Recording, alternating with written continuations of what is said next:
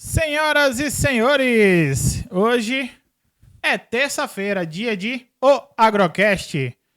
Eu, Saulo Campos, E eu, Diogo Campos. o Agrolindo. E o Agrolindinho. Hoje tivemos novidades por aqui. Nosso querido amigo Caio, certo? Está se embelezando, fazendo a cirurgia, vai ficar mais fofinho, tá? E aí, quem tá batendo essa esteira pra mim aqui hoje, meu filho, ele que já vai contar pra gente que ele que escolheu o nome, né? O Agrocast. E o que é que vamos falar hoje? Hoje vamos falar sobre uma propriedade muito bacana. Já discutimos nos outros episódios sobre sucessão, né? O que é que vem ali, como é que passa uma fazenda para outra. Uma fazenda em Coração de Maria, de seu Zé de Xandu, que hoje está sob a administração de Gilberto, médico veterinário. Gilberto vai falar aqui um pouco para nós, vai se apresentar, e juntamente com o professor Marcos. Professor Marcos, da UFRB, um mestre aqui conosco, um doutor, especialista, e vai falar também muita coisa bacana que ajudou a implementar nas flores para ser essa fazenda tão diferente, né? Então, começando, Gilbertão, se apresenta aí para nós. Boa tarde, meu nome sou Gilberto Fernandes de Barros, médico veterinário, desde 1981. Ó, eu não era nem nascido, viu? E agora há uns 13, 14 anos tomando conta da propriedade Fazenda Flores, que fica em Coração de Maria, que foi do meu sogro. Meu sogro faleceu e eu fiquei tomando conta de todo o patrimônio. Mas quando ele faleceu, você já estava lá, né? Já estava lá porque eu vim de Tapiramutá, que eu era funcionário de uma granja de suíno. Aí eu montei uma granja de suíno na Fazenda Flores, ficou 17 anos funcionando, depois eu acabei a suinocultura, fui para ovinocultura, fiquei 10 anos em ovinocultura no Santo Inês. Aí acabei com o Santo Inês e fui para o Nelore, que já tem 14 anos, satisfeitíssimo com o Nelore. Maravilha. Professor Marcos Silva, se apresente aí para nós. Aí. Boa tarde a todos nessa terça-feira, nesse encontro aqui no Agrocast. Né? Um canal importante, né, que eu acho que vocês fizeram muito bem em ter criado, porque a gente precisa conversar mais, né? A nossa região, apesar de ter muitos bons técnicos, né, eu ainda acho que tecnologicamente ela não é tão avançada, né? Mas a gente precisa de ações como as que vocês estão fazendo da Agrocast, e de uma forma descontraída, né? Bom, só para falar um pouquinho de mim, eu sou agrônomo de formação, né? Mas meu pai era da cavalaria do exército, então eu fui criado em remontas, né? Em codelarias do exército, mexendo com cavalo, e eu sonhava em ser veterinário. De repente, eu falei assim, não é veterinário que eu quero, mas eu quero mexer com terra, né? Então foi a opção de fazer agronomia, e depois foi a sequência, né? Me especializei na área de máquinas, e depois, hoje, sou um clínico geral, não trabalho específico. A máquina é a ferramenta, mas eu trabalho com várias culturas, né? E coisa e tal. E a gente tem desenvolvido também esse trabalho junto com o Gilberto, né? Na Fazenda Flores. Maravilha. E Diogo Campos vai se apresentar aí para nós. Bom dia, eu sou Diogo Campos, filho do Agrolindo, né? Ele que já nasceu em fazenda, certo? Lá na Granja Birimbau. E já é um técnico. Então ele já tá na... Como é o negócio do curso que você faz aí? Programação. Certo? E é o futuro, né? Acho que pai e mãe, no meu caso, pai e mãe veterinário, irmão, esposa já, né? Terminando de se formar. Aí tem que ter, eu no caso fiz publicidade para divulgar eles, e o daqui é a programação, que é para contextualizar e botar na internet aí, digitalizar, né? As fazendas hoje, sobre gestão sempre da tecnologia, e é tudo que a gente vai falar aqui hoje, né? Fantástico. As tecnologias aplicadas na Fazenda Flores. O que é que mudou, o que é que veio de mudança implementadas aí nesses 14 anos, como o Gilberto falou, bem falou. E é a nossa referência quando a gente faz dias de campo, né, professor? Quando a gente quer mostrar uma fazenda que aplica tecnologia, né? Sim. A primeira delas, Gilberto, foi a cerca elétrica? Não, a primeira tecnologia Já tinha um pouco de tecnologia, porque a gente aproveitava os dejetos do porco para jogar no capim, né? Mas é um negócio muito desorganizado ainda, porque quantidade, que dia jogava, que dia era um negócio meio que não funcionava muito bem, tá entendendo? Mas as flores deslanchou, deu um salto depois de uma seca de 2012, que morreram 80 vacas atoladas com fome. E a gente cortava bambu, cortava cajueiro, mangueira, tudo para sustentar essa vacaria, que tinha lá em torno de 150 vacas. A gente passou a seca muito grande. Quando passou a seca, eu comecei a plantar um capim ainda no sulcador do trator. A gente abria o suco, jogava a semente com adubo no sulcador, o trator vinha cobrindo a semente. Aí depois um rapaz nos emprestou um trator muito grande com um gradão de 20 discos. Quando o trator ia e vinha, já tinha feito quase a fazenda toda. Aí eu tomei gosto para sair para o banco para comprar equipamento, né? Aí eu comecei a comprar trator, aí foi evoluindo para feno, depois foi evoluindo para silo, para plantação de milho, plantação de sorgo, e aprendendo, né? Aprendendo que a tecnologia chega, você não absorve tudo o que ela precisa para você desenvolver uma tecnologia aplicada muito boa, né? Então a gente foi aprendendo, foi fazendo.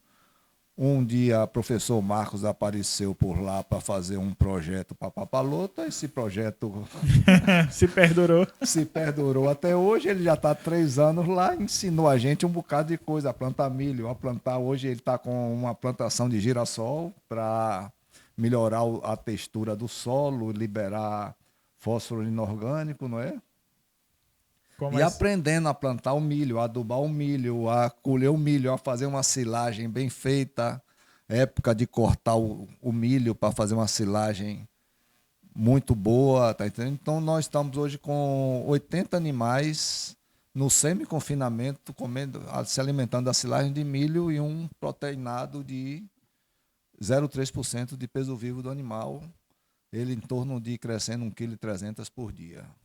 Esses animais são mestiços de Santa Gertrudes, de Angus e os Nelore, né? Maravilha. Que essas raças vão desaparecendo com o tempo e vai ficar tudo Nelore mesmo, porque é mais fácil de administrar uma raça do que 3 raças com hábitos diferentes. Tá entendendo? E o Angus cresceu na parte de fêmea das flores, porque ela emprenha muito rápido. Não tem problema de parto, mas só que cresceu muito. E o Nelore diminuiu. Então agora vou tirar essas fêmeas Angus e entrar com a fêmea Nelore para fazer tudo o Nelore. Então hoje são 150 vacas de raça Nelore e 250 cara limpa, que a gente vai fazendo os cruzamentos. 400 vacas. 400 vacas. Hoje as flores têm 800 animais de mamana caducando e só são 600 hectares. Desses 600 hectares, só 450 de capim. Ó, que maravilha, Aí professor. são 20 hectares de milho plantado e uns 6 hectares de feno para as vacas na época da seca e para alimentar os cavalos A tropa. com a tropinha que tem lá. Quase uns 70 cavalos. Tá virando um ara já. Não, mas o cavalo vai sair, só vai ficar um reprodutor e umas 10 fêmeas de manga larga né? machador. Entendido. Show de bola. Você falou aí dessa parte do girassol, chamou a atenção.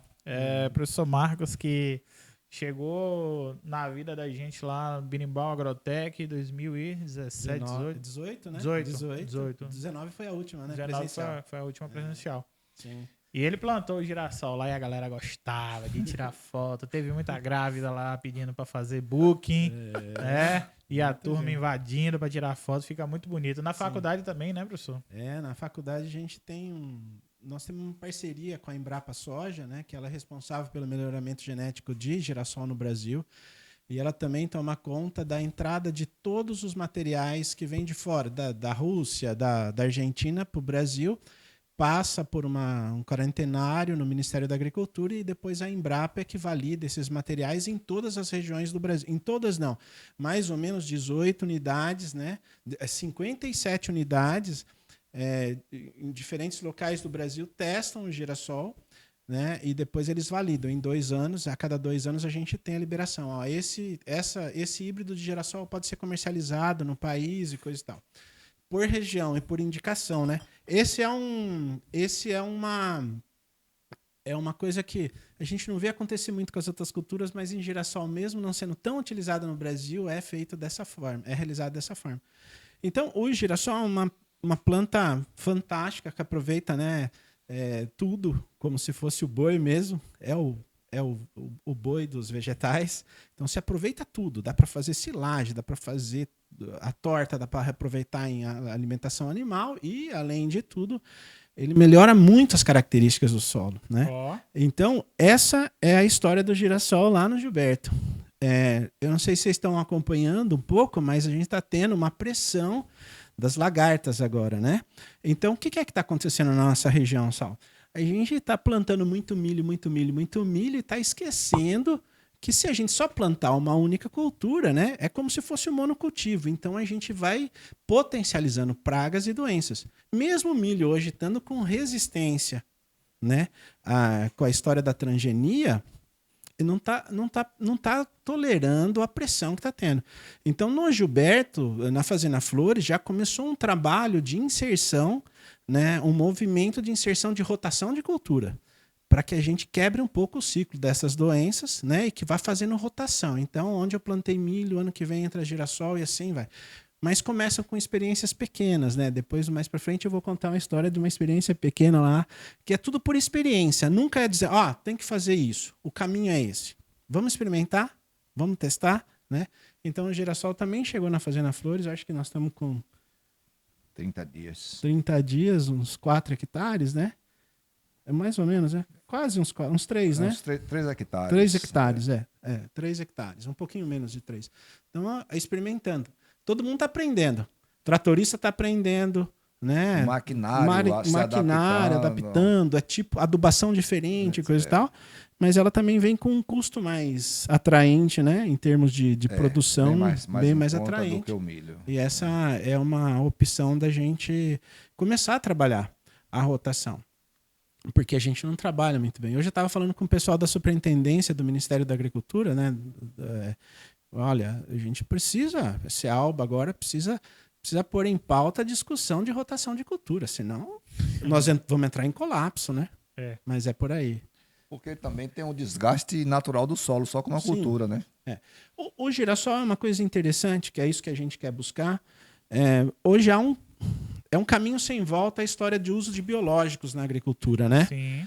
Então, está crescendo muito. Hoje a gente tem mais empresas de biológicos do que a empresa defensiva, né? As empresas defensivas se uniram, né? Mas a gente tem várias empresas de biológicos. Nós, inclusive na universidade, a gente trabalha com 3 empresas hoje, né? E a gente pode usar o biológico, tanto aplicar o biológico, como a gente pode usar a planta para estimular o biológico, né? Então o girassol ele faz uma associação com um fungo do solo que chama micorriza. E essa micorriza, então, em associação com a raiz, com a planta de girassol, ela quase que aumenta a raiz da planta em 30, 40 centímetros. E ela vai o quê? Buscar o fósforo que está retido e vai disponibilizar. Então a gente chama isso de biodisponibilização. E as áreas da Fazenda Flores estão com fósforo bem baixo.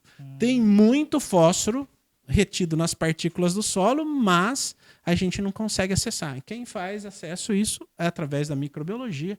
E o girassol vem naturalmente favorecer essa micorriza, que é um fungo de solo, um fungo arbuscular, que vai biodisponibilizar o fósforo para a gente. Então aquilo que está retido ele consegue transformar em... né? E vai trazer beleza cênica para a fazenda, que é o que é mais importante, né? Não. Vai ser dinheiro no bolso, né, Gilberto? Tem que Vai a arroba voltar para 250. Rapaz, a arroba do boi está complicada, viu? Você sustentar, produzir numa fazenda com o preço de uma arroba de boi dessa aí, você fica meio desnorteado, você não tem coragem, você não tem capital para investir na fazenda, né?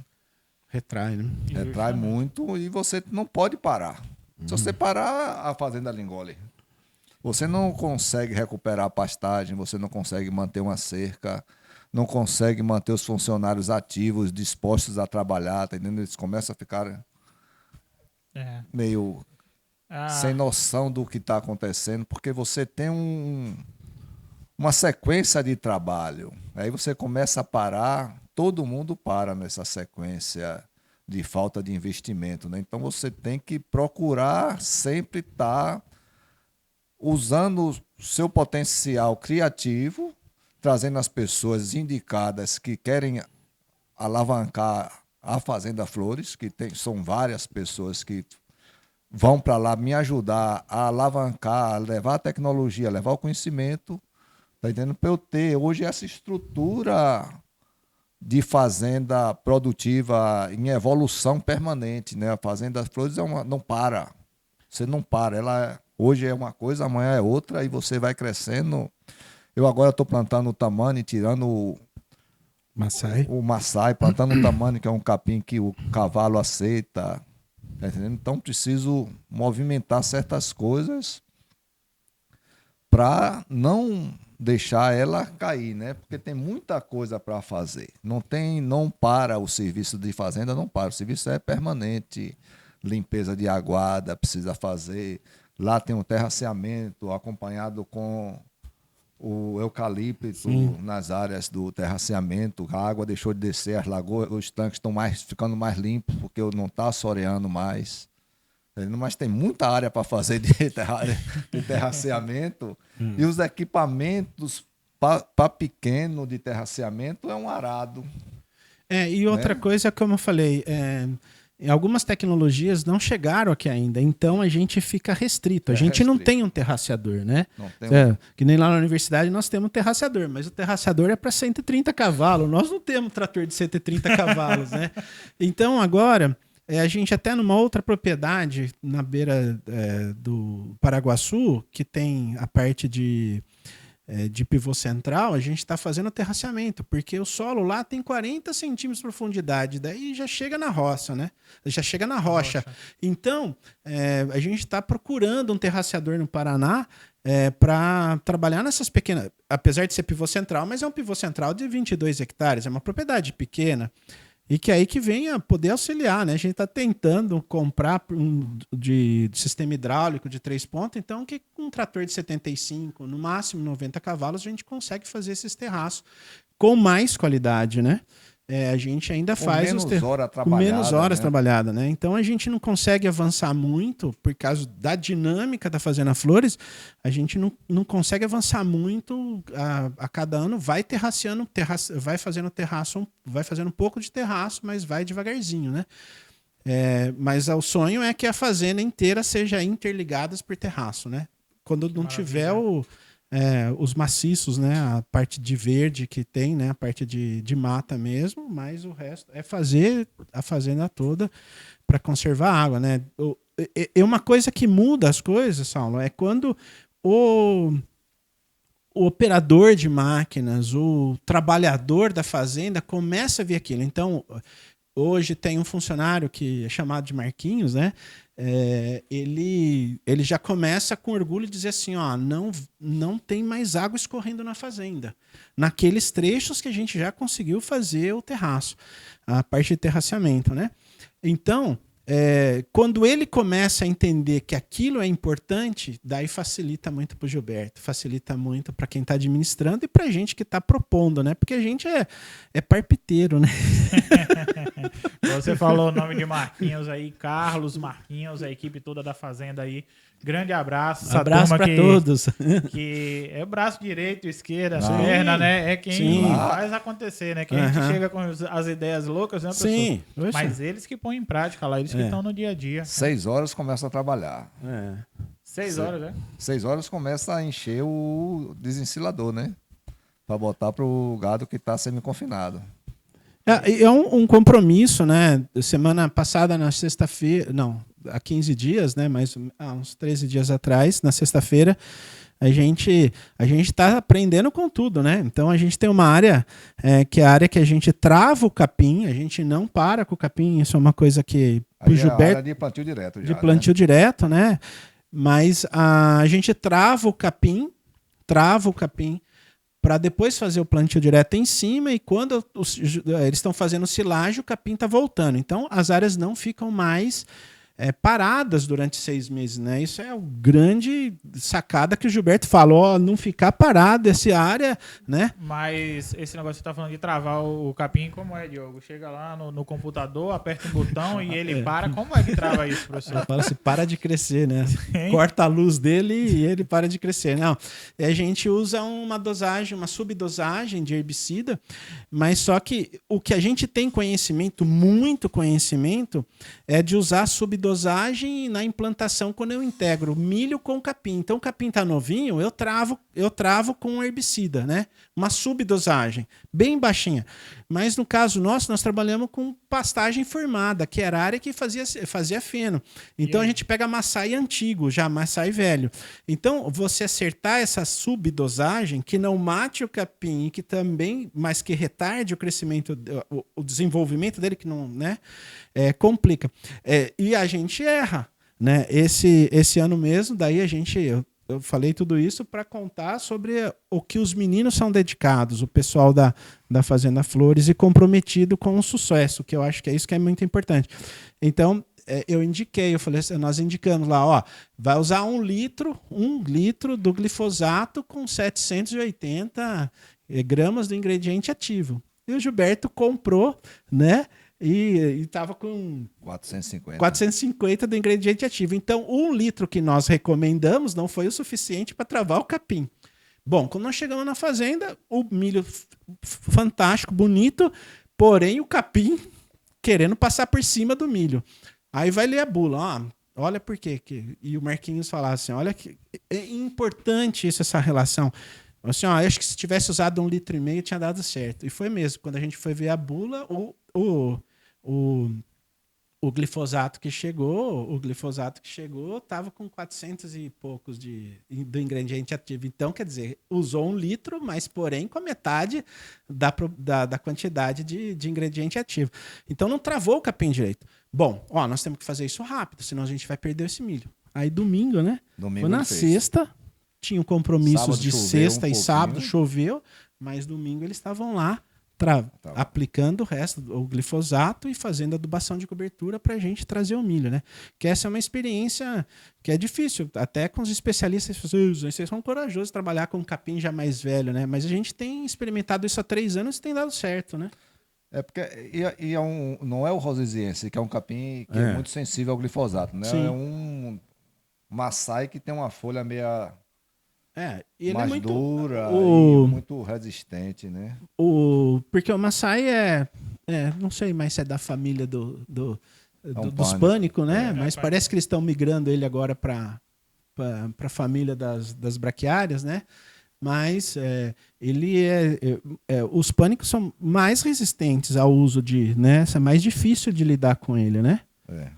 E depende também do quanto que a gente tem de folha, né? Às vezes passou um animal e ficou com menos folha, e às vezes não, o glifosato, o princípio ativo que a gente está usando, não funciona. Mas a gente tem Mas agora, acertado. depois da segunda dose, funcionou. Ele Dormiu. tá bonito. Dormiu porque a gente readubou também, tá entendendo? Porque o capim deve ter consumido alguma milho, parte do produto pro milho, e Sim. eu dei Fez a adubação, né? Fiz uma adubação com o glifosato e completei com A gente fez uma suplementação com foliar. Para não deixar mesmo que a gente use uma molécula que não tem problema com o milho sente uma fitotoxicidade. Sim. Então a gente fez a combinação para ajudar o milho a dar um up nele e não. Porque começou com plantio normal, né? Aí o professor Marco chegou e disse: a gente tem que acabar com isso, porque não pode ficar removendo o solo todo dia, porque é muita despesa, grade, arado e tudo para ficar. E o carbono. E o carbono. Então, E o carbono. eu consegui adaptar junto com o meu funcionário Marquinho, adaptar uma plantadeira normal para uma plantadeira de plantio direto. Não é a Coca-Cola, mas é uma... Poxa. Tá funcionando plenamente, né? Cada dia que passa se Vai ajustando aprende né? mais a trabalhar com a máquina, né? A velocidade do trator, a profundidade que ela consegue jogar o adubo, consegue jogar o milho, o alinhamento do plantio que vai melhorando, né? Para você depois entrar com o trator para poder adubar, Na colheita. né? Na colheita também, tá entendendo?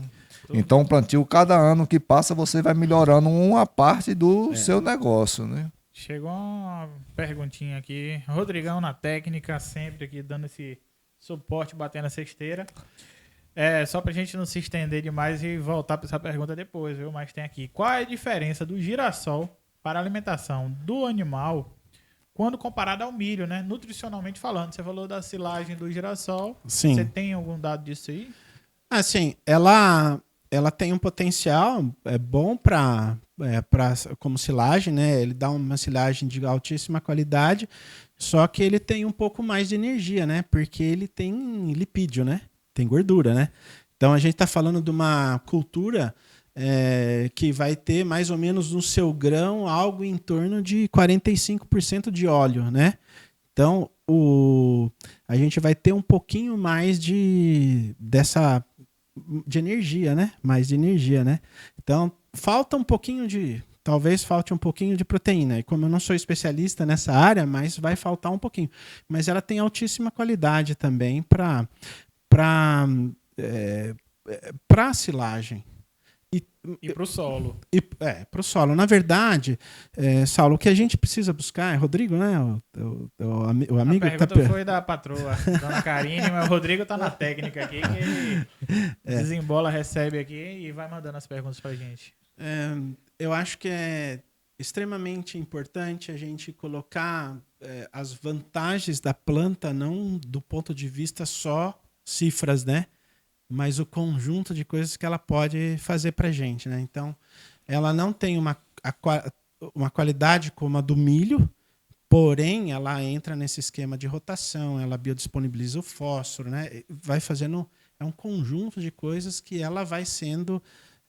passa a ser agradável, né, para a gente, em termos de sustentabilidade, né? Ou até fazer uma composição com a silagem de milho, né? Uma Pode quantidade de girassol, outra quantidade de silagem de milho para balancear esse teor de óleo, né? Isso.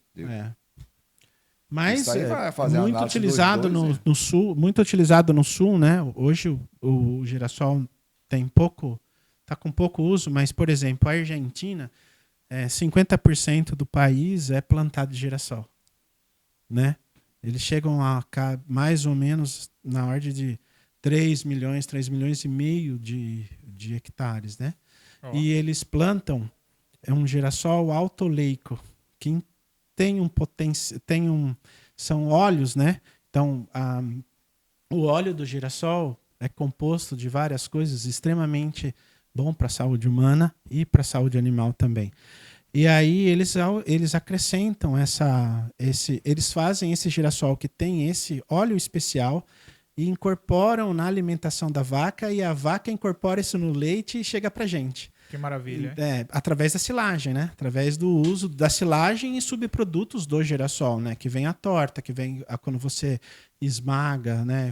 E tira o óleo, também sobra uma torta, sobra um material que ainda é também utilizado na alimentação animal, né? Mas, maravilha. Pois é. E aí a gente tem... Vai lá. Não, desliga aí. Pode desligar. Jogue duro. Deu uma travada. Porra. Doutor Gilberto, e você falou um número bacana pra gente aí hoje da quantidade de animais, né? 800 animais lá nesses 450 hectares, bater uma laje nas flores. Mas há 14 anos atrás, quando tudo começou, tinha mais ou menos quantos animais? Eram 110 fêmeas e uns 200 animais no total. 300 e poucos animais. E hoje já está com 800. Hoje está com 800, termina o ano com 1.100 por aí. Ó, Onde eu vou botar, eu tô correndo atrás. Pois é, Porque turma. nós temos 10 hectares de pasteiro rotacionado com o capim camelo, 5 hectares de capim camelo Marandu, e 5 né? hectares de marandu, que é o projeto que a Papalota foi junto com o professor Marcos fazer essa primeira etapa dele. E ele olhava para o outro lado e só falava em terraceamento, terraceamento. Aí a gente foi fazer o terraceamento. Quando ele falou em terraceamento, aí depois agora vamos embora no eucalipto. A gente plantou o eucalipto em fila dupla. Já está com 3 metros de altura o mais velho e tem outros com 2 metros. E ficando muito bonito. E ele está com um projeto de melhorar a qualidade do milho, né? Achar as sementes adaptadas ao solo da fazenda para ser viável E clima economicamente e o clima mais barato, a adubação, né? A Sim. qualidade do solo melhorar e a adubação ser menos pesada do que o que é. O plantio direto, 100% de plantio direto. Ó. E girassol. Esse ano as áreas que não eram semeadas da forma como que a gente comentou, né? Travando o capim com glifosato. Tem outros princípios ativos também que possa surgir curiosidade, tem outros princípios ativos. Mas a gente ainda, está vendo? Ainda falta essa tecnologia. Então o pessoal está focado em glifosato. Então você vai numa loja aqui, é glifosato. Né? Mas tem outras, nicosulfuron, que são graminicidas até menos potentes que o glifosato. Quando a gente trabalha com glifosato, trabalha com medo.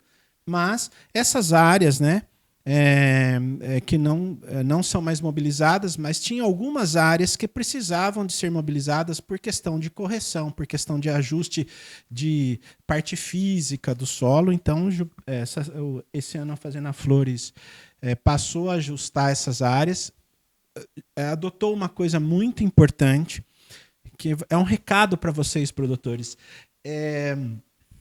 Quando você for fazer movimentação do solo, faça no período pós-chuva das chuvas de verão. Não espere as chuvas de inverno chegar para daí você degradar o seu solo e entrar com máquina em solo com muita umidade, que você vai causar outro problema, que é a história que a gente conversa tanto, que é a compactação.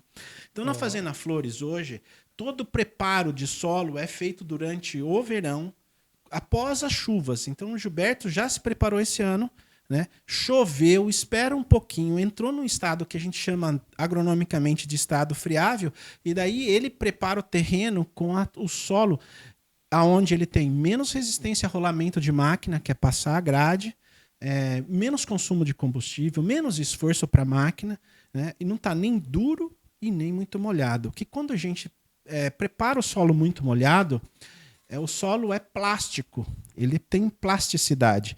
E quando você coloca uma massa, o peso da máquina sobre o solo se deforma. E por isso que eu causo compactação. A compactação é feita por erro humano, não por causa do peso da máquina, porque o solo também tem uma capacidade de suporte. A gente é que erra na hora de entrar. E aqui ainda tem essa característica de achar que o solo tem que ser preparado com molhado. Não, é o maior erro que a gente comete, é preparar um solo molhado. Ou ele muito seco. Gilberto também já tem experiência. Ó. Entrou com a grade, levantou poeira. Você já viu poeira no mato? Você já viu poeira numa mata? Não. Por quê? Porque não pode ter poeira. Se tem poeira é porque tem alguma coisa errada, né? Então, ele ajustou essas coisas. O milho esse ano é outro milho do primeiro ano de trabalho, justamente por causa dessas áreas, que foram sendo preparadas do ponto de vista químico, físico, né? E agora biológico, porque essas áreas todas estão consorciadas com capim. As áreas do milho estão consorciadas com capim. O ano que vem, toda a área de milho é tudo em cima de pastagem formada. Então, tirou o milho para silagem, o gado entra.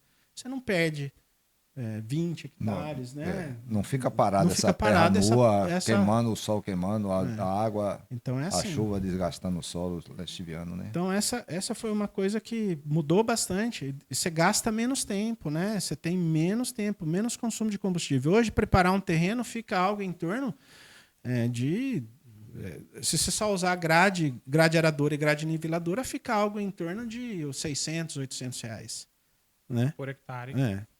E daí um dia a gente pode fazer um agrocast sobre carbono, quanto que isso, dá para apresentar esses dados de quanto que isso é transformado de emissão.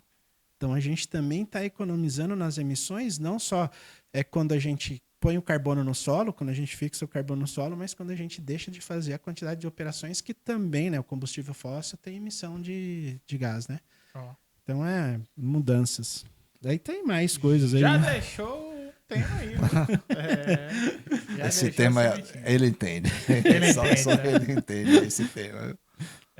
Maravilha. E aí vieram assim, eu acho que uma pauta bastante interessante, discutida no Brasil e que é pauta de uma movimentação internacional, que é a história do plano da agricultura de baixo carbono, já que a gente está falando de baixo carbono, né? Essa é uma pauta brasileira. O Brasil assinou né, em Copenhague, em 2009, que ela voluntariamente faria um esforço para diminuir as emissões. Porque é voluntário. O Brasil, por ser do terceiro mundo, ele não tem a obrigação de fazer uma coisa obrigada, né? Porque ele tem que fazer, como os países desenvolvidos. Mas ele fez uma ação voluntária, signatário de um processo de alavancar as tecnologias de agricultura de baixa emissão. Então, em 2010, a gente começa a primeira rodada desse plano ABC Brasil e que todos os estados brasileiros criaram os seus planos. Né? Agora nós estamos...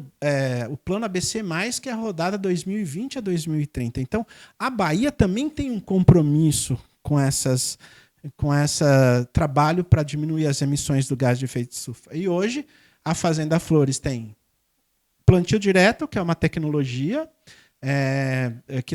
que é do plano ABC, a integração pecuária-floresta, que é do plano ABC, e a recuperação das áreas, das pastagens com alta fertilidade, trabalhando com fertilidade. A gente não está super adubando, mas a gente está adubando, recuperando as áreas como tem que ser feitas, como devem ser feitas agronomicamente. As áreas de pastagem, que é a pauta do plano ABC. E também trabalhando com intensificação de terminação, né? Que é outra pauta do plano ABC. Então, dentro de uma fazenda... E se a gente está entrando na linha dos bioinsumos ou de plantas que estimulam os biológicos, que também é outra pauta do plano ABC, nós também temos. Então, nada, nós estamos trabalhando com 5 tecnologias dentro da fazenda, né? E que é um case, que é um caso extremamente interessante até para o Estado. Hoje eu falei no Ministério da Agricultura, falei assim, olha, a gente precisa valorizar quem está fazendo, né? Então tem gente fazendo e a gente precisa dar um estímulo. Não é só falar que tem que fazer, divulga o plano, mas não dá um apoio. Mesmo que seja um apoio institucional, né? Tem a parte do manejo também, né? Da pastagem. Sim. Que tem no plano.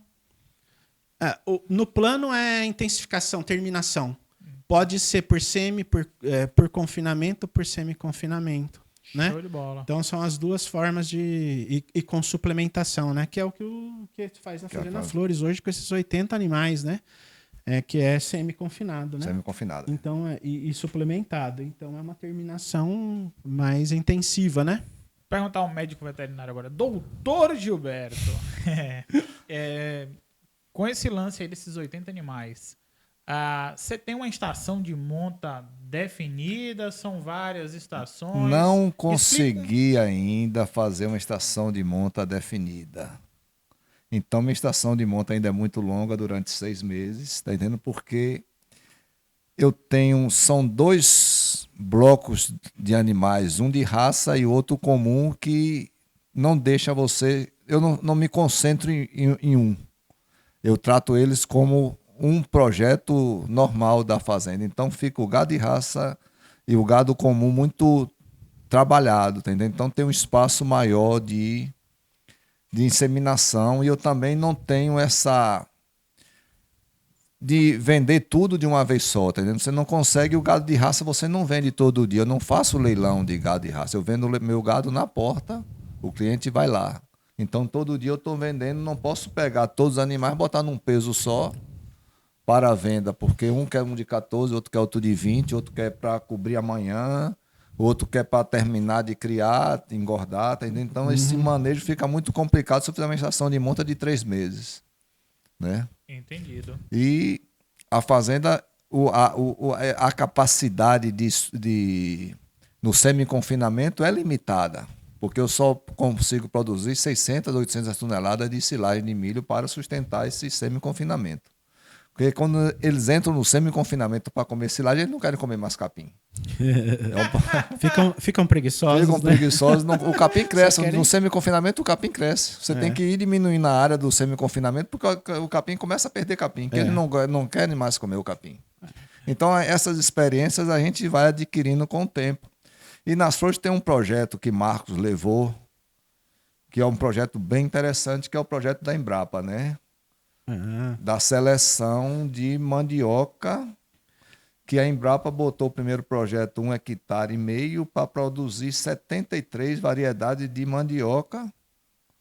E eles vão para lá, trabalham. Eu não me meto nesse trabalho, é trabalho deles, é um trabalho muito científico, de muita pesquisa, né? Eles no ano fizeram o primeiro projeto de 73 variedades, depois fizeram um com 50 variedades. São 2 agora, né? São 2 e agora vai ser o terceiro e o quarto. Um projeto só de aipim, mandioca de mesa, e o outro projeto de 1 hectare de outras variedades de mandioca que não se repetem, né? Sim. As variedades não se repetem, são sempre projetos de variedades novas. Esse... Então a Embrapa tem essa abertura lá. Fazenda flores diferentes. Porque você tem que dar espaço para os outros trabalharem, você não pode ficar só. E na verdade, né? quando dá espaço, você aprende uma coisa que a fazenda não faz, que é ver números, né? Assim, rodou e coisa e tal, né? Mas com os dados, né? Como o projeto Papalota, quase 1 ano e meio, de de 15 em 15 dias, religiosamente, tirando dado de gado, tirando dado de capim, observando, né? Essas informações que depois foram compiladas e coisa e tal. Então, eu acho que ela dá para a Fazenda Flores a ideia de que a gente precisa ter dados, né? Então, a história mesmo que o Gilberto contou, de voltar só para o Nelore, tem uma lógica. Resultado de dados, né? Que daí ele, junto com um estudante de zootecnia do último ano, né? Começaram a discutir por que tem diferença na terminação de boi Angus, do F1, a terminação do Nelore e a terminação do Santa Gertrudes. Não, era com Santa Gertrudes. Era com Santa né? Gertrudes. Então, por que... Cada um tem um ponto de acabamento, um ponto de acabamento. E aí chegaram esses dados, vai tirando esses dados e começa a discussão. Então, sempre comigo tem zootecnistas, sempre tem agrônomos e coisa e tal. E eles começam a pegar esses dados, né? E confabular com o Gilberto, vai confabulando. O menino, por que tem um boi que está ganhando só 750 gramas e um ganhando 1.500? Aí a aposta era em cima do F1. Quando pesou, na segunda pesada desse gado, né? Mostrou que quem estava engordando só 750 gramas era o F1. O que aconteceu? Já chegou no ponto, não põe mais fibra, né? Então, acendeu a luz. Peraí, eu trabalhando com gado diferente, daí o Nelore termina a fibra com 550 e o Santa Gertrudes vai para 600 e poucos quilos. Então, como é que você fica com um lote pouco homogêneo, né, de terminação? Desuniforme, então, né? Essa abertura para essas coisas novas, essa abertura para tudo isso, acho que leva você a pensar um pouco mais e pensar com dados, né?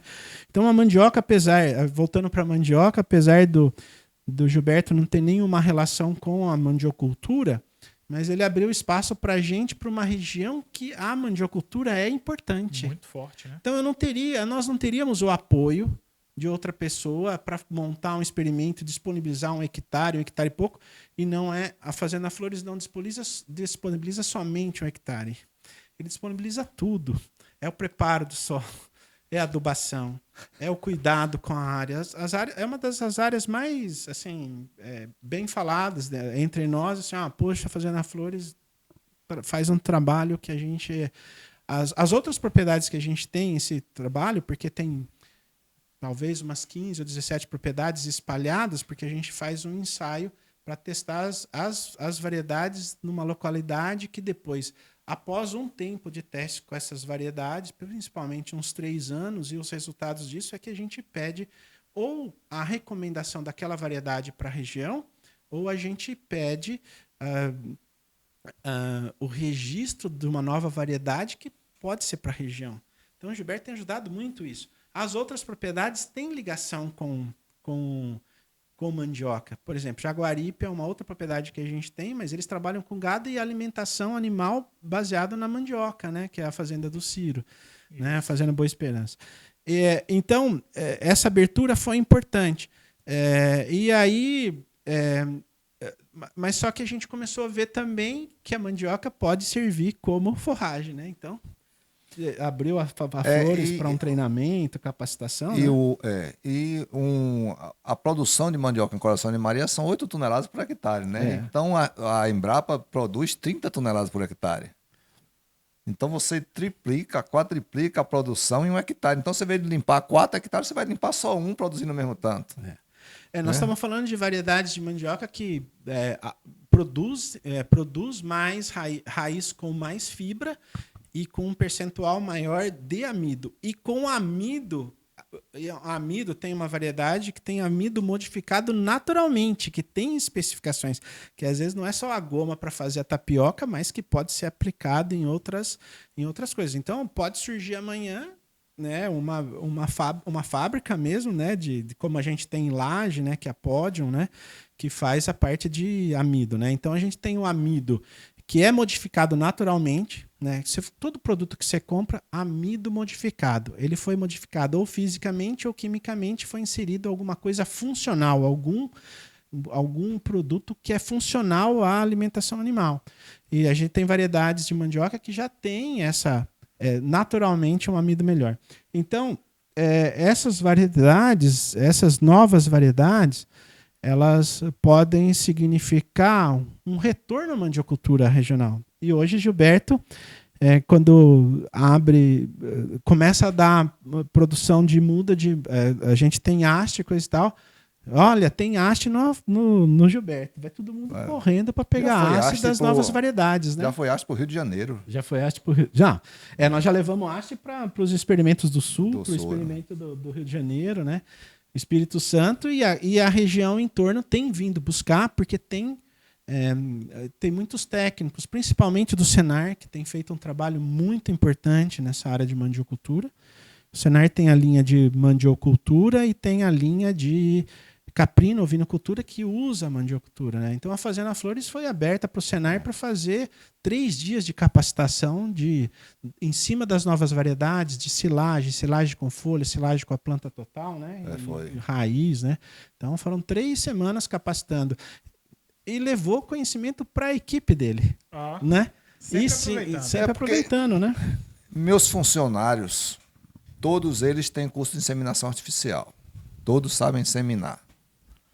E todos, 2 ou 3 sabem trabalhar com trator. Um sabe trabalhar muito mais, regular máquina, porque é muito difícil regular máquina para milho, para girassol, para tudo, né? Para pulverizar. Ele se sabe. Tem um ajudante desse que fica com ele permanente e tem um que é para sustentar de água, fazer uma roçagem, esse negócio. Então, todos vão melhorando o conhecimento, né? Não ficam parados, não ficam só montando num cavalo para ver uma vaca no pasto, né? Então, a fazenda vai evoluindo e eles também vão evoluindo, né? É uma mão de obra que está há muito tempo na fazenda, boa parte deles, né? Mão de obra, Marquinhos hoje está com 30 anos, chegou lá com 16 anos de idade, né? E os outros têm 10 anos, 15 anos. Tem um que já se aposentou, que entrou com a suinocultura, se aposentou e continuou trabalhando. Carlito continua trabalhando. Os outros têm 10 anos, tem um que trabalha desesperadamente, não para, o urso não para de trabalhar o dia todo trabalhando. Essa é uma coisa importante para falar da Fazenda Flores. O quanto o Gilberto, como gestor, é aberto a tudo que o Gilberto... Eu fico vendo, observando muito isso. O Gilberto pergunta para eles. Vamos fazer assim, vai fazer assado, vai. O que você acha? Coisa e tal. Não é uma imposição. E quando eles passam a participar dessas capacitações, eles passam a participar das decisões, eles se incorporam, né? Assim, você pode ver até na minha fala. Quando eu falo assim, nós temos, né, na Fazenda Flores. Na verdade, eu me sinto como parte da Fazenda Flores. Não tem como, né? Então, quando a gente leva o funcionário a entender que ele é parte fundamental, né? E que precisa somente respeitar a hierarquia. Tem hora que precisa respeitar a hierarquia. Tem hora não, sempre precisa respeitar a hierarquia. Mas que as decisões são tomadas. Então, eu vejo o próprio Marquinhos, né? Um pouco de restrição por causa da própria cultura que a gente tem de preparar o terreno. Hoje ele já vai assimilando que o plantio direto realmente facilita a vida, facilita várias... Ajustando as coisas, né? Tudo tem ajuste. O aprendizado é permanente, né? Aprendizado é permanente. Você plantar um milho numa área gradeada, tratada, ela tá limpa, você vai com o trator tranquilo, mas numa área de plantio direto já é complicado. Você tem que prestar muito mais atenção ao espaçamento de uma linha para outra, a velocidade do trator, né? A profundidade que está deixando o adubo, que está deixando a semente, para sair tudo organizadozinho como ele está deixando, ele Ele já faz, caprichado. Esse ano mesmo, tá fenomenal. E você imagina que as tecnologias vão chegando e o custo vai diminuindo. Então, não vejo daqui 3, né? não vejo daqui 3 ou 4 anos a gente ter um sistema de geoposicionamento nos tratores da Flores. Porque hoje o custo por ano de um sistema dentro de controle é mais ou menos R$8.000 por ano. Não é caro. Se você pensar que te auxilia fazer um plantio para fazer um manejo, você sabe que área que você manejou, você consegue saber onde você passou. Por exemplo, nós temos um problema, é um problemaço, aplicar adubo de cobertura ou calcário a lanço é uma tortura quase, porque você não sabe se você fez sobreposição, se você não fez e coisa e tal. Quando a gente vai meio que no rumo, né? Porque quando você vai na lanço que não tem... Quando você tiver o sistema de posicionamento, que é esse valor que eu estou falando, algo em torno de uns R$8.000, o operador só vai seguir a linha, vai fazer o plano da área, como vocês trabalham com drone, né? Como trabalha com drone de pulverização. Não vai demorar muito para a gente chegar nisso. Porque você está falando de aplicar calcário a cada 2 anos, você está falando de aplicar adubo, né? Por exemplo, nitrogênio, né? Nas áreas intensas nos pastejos rotacionados, já trabalha quando é possível, a cada 2 tiradas de animais, já começar a adubar, né? Começar a adubar. Então, fazendo nitrogênio, de reposição de nitrogênio. O pastejo rotacionado mesmo agora foi todo calcareado outra vez. Foi todo calcareado.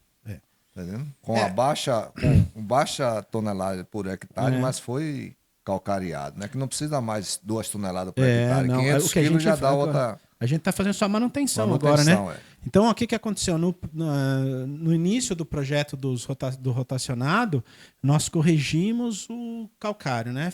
Nós fizemos uma correção. Isso é uma coisa que precisa lembrar também, produtor. Calcário não existe só calcário dolomítico, mas existe calcário calcítico e magnesiano. Que a depender da condição que está meu solo, eu preciso usar mais magnesiano, preciso usar mais calcítico. E a gente aqui trabalha com um padrão de dolomítico. No caso da Fazenda Flores, a gente, para corrigir a baixa quantidade de cálcio, a gente usou calcário calcítico para chegar onde que a gente queria, que era V%, a saturação por base com 60%. E nós chegamos lá, né? Até o ano passado, a gente estava em 65%, até o final de 2022, né? Que terminou o projeto, foi 2022. As análises lá de 2023 já jogam a área para saturação por base por 55%. Então, a gente começa a desfavorecer o nosso capim. Que é o que o Gilberto comentou. Então, hoje a gente trabalha a cada 2 anos, vê que está baixando, a gente não entra gasta muito calcário, então entra já colocando uma dose menor. Por quê? Porque é para ajustar, é para manutenção. Não espera degradar, que a degradação de uma pastagem não começa não por ser na essência do capim. por velhice do capim, mas por falta de nutrientes. Ó, Hoje, Começa- nesses 10 hectares, tem 20 animais de quase 600 quilos se alimentando. 20 20 animais 20 se animais e alimentando 600 quilos. nesses 10 hectares. Nesses Durante 10 já tem 3 anos, né? e sobrando capim, viu, gente? Se você entrar lá, você fala, não cabe mais 10. Mas o negócio é que você. É o projeto, né? Você não pode facilitar com o projeto, senão você se perde no meio do projeto. Se eu botar mais 10 animais, vou botar os outros aonde depois? Não é Justamente. complicado essa rotatividade de animal no pasto, num projeto desse, você não. Quando você passar, você tem que passar para 25, para 26, vai acrescentando aos poucos para você não se perder no meio do caminho, faltar comida. Vai botar onde no seu projeto? Faltando comida no meio do E projeto. aí complica, né? Complica. É melhor sobrar um pouco. E se o capim passar, a gente entra com um pouco de ureia e eles vão. Já voltar com o professor aqui para ele explicar para a gente direitinho, né? Ele falou muito bem aqui, turma, da importância do número, tá? Dessa importância de quando você faz essa pesquisa, você chega no número, porque é melhor um ou o outro. A pesquisa é importante e a gente vê o diferencial, né, do Gilberto é justamente abrir as flores para a pesquisa e proporcionar esses momentos. Então vamos voltar já já. Antes disso, só passando aqui, a gente já tem quase 1 hora de programa, esse bate-papo, tomando um cafezinho, uma água e conversando de pecuária, a gente vai embora, né? Mas aproveitar aqui a presença desse ilustríssimo, queria que ele explicasse para nós um pouquinho desse nome aí. O Agrocast. Meu pai. O Agrolindo. Tava procurando um nome pro podcast que ele queria começar. Aí um dia, no café da manhã, ele tava falando ideias, mas que todas já tinham sido usadas. E eu sugeri o Agrocast. Porque não é qualquer um Agrocast, é o Agrocast. Que legal. E o acento no O, né? É o acento no Pra O. reforçar ainda. Para reforçar. Então, foi assim que surgiu o nome, né? O Agrocast. A turma do Feira Pod e eu e Caio, a gente já estava desesperado, procurando o nome, fazendo reunião e não conseguia chegar. E Diogo, no café da manhã, resolveu todos os problemas. Então, muitíssimo obrigado por escolher o nome do programa. E hoje Tá fazendo parte do programa. nosso amigo Caio não pôde estar aqui e ele está aqui batendo essa esteira com a gente. Ele tá com um boné bonito, né? Da Unagro. Mostra aí pra turma. A Unagro, que é um de nossos patrocinadores. É uma união dos pecuaristas. Bacana. A gente teve um episódio aqui com o Neto. E o Neto, como ele bem fala, né? Ele está presidente da Unagro, né? Mas não é ele está o presidente da Unagro. Ele esteve aqui com o Humberto. Falaram muito bem. Você estava falando aí da importância da Senar, né? E o FAEB Senar faz um trabalho sensacional e numa proporção gigante na Bahia. Então, voltem aqui, procurem o episódio 3, certo? 3, Foi o 3 e eles falam muito bem disso, um episódio bacana. Assistam, hoje a gente está aqui gravando o sétimo episódio já.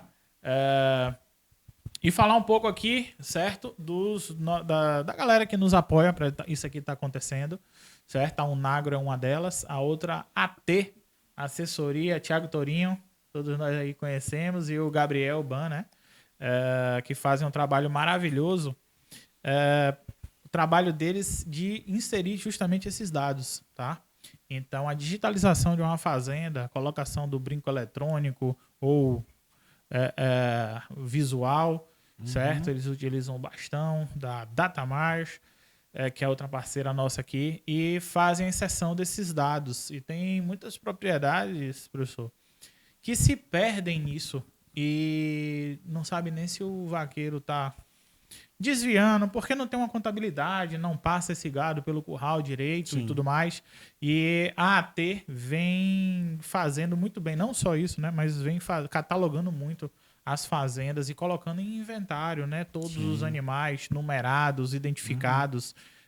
Show de bola essa galera da AT, muito bom participar, tê-los aqui, né? Participando do segundo episódio. O Thiago estava por aqui. Marcelo da Berimbau AgroReps, né? Meu irmão Marcelo também ajuda lá na nutrição, Gil? Tem com a Belma. A Belma, certo? Então o Marcelo sempre batendo essa esteira aí por essas fazendas. Marcelo é velho nas flores, pô. Ele é danado. Marcelo começou com... Ele era da Matsuda, era da Ele já rodou- MSD. Não, ele já rodou em todas. Ele já rodou em todas. rodou- Depois na Matsuda ele implementou o MG4 lá na fazenda. Foi? Foi, ele implementou com o MG4, foi o primeiro capim plantado depois do Braquiária decumbens, foi o MG4. Que nós acabamos todo com o Braquiária decumbens e o Braquiária umidícola, onde pode acabar com o Braquiária umidícola, em todo lugar que pode acabar com aquilo.